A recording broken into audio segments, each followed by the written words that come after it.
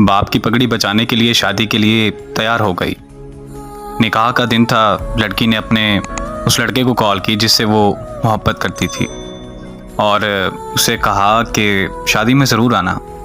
तो लड़के ने मना कर दिया।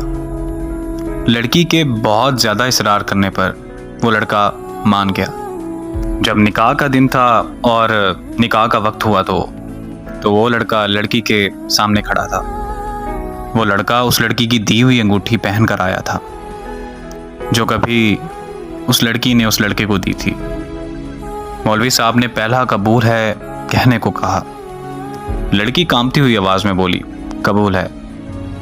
लड़की ने फौरन लड़के की तरफ देखा और वो गर्दन झुकाए उस लड़की के सामने खड़ा था।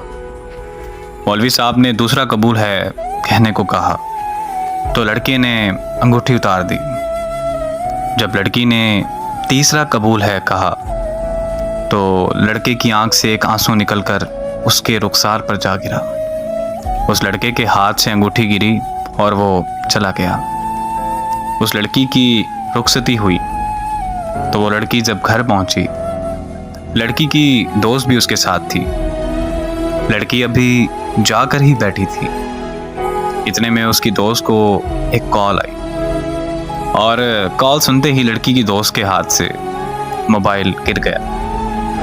लड़की के इसरार करने पर लड़की की दोस्त ने उसे बताया कि शादी हाल से जाते वक्त उस लड़के का एक्सीडेंट हो गया और वो वहीं मौके पर मर गया। ये अल्फाज सुनने ही थे कि लड़की के पांव तले ज़मीन निकल गई, मानो जैसे लड़की पर आसमान आ गिरा हो। वो लड़की अपने होश गंवा बैठी थी। अचानक लड़की को फूट फूट कर रोते हुए याद आया कि उस लड़के ने उस लड़की से कहा था कि अगर तो मैं तुम्हारे निकाह पर आया तो मैं मर जाऊंगा। और लड़की के इसरार करने पर ही वो आया था।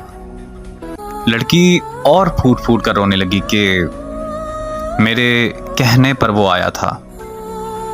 आज के बाद इस बोझ के साथ ज़िंदगी गुजारनी पड़ेगी कि वो लड़का मेरी वजह से मरा और इस अज़ियत में जीना है कि वो मेरी वजह से मरा। मर्द मर तो जाता है लेकिन वो अपनी पहली मोहब्बत को कभी नहीं भूलता। मानो कि उसकी पहली मोहब्बत ही उसके लिए पूरा कुल जहान होती है। और मर्द जिससे सच्ची मोहब्बत करता है तो उसका कब्र तक साथ निभाता है।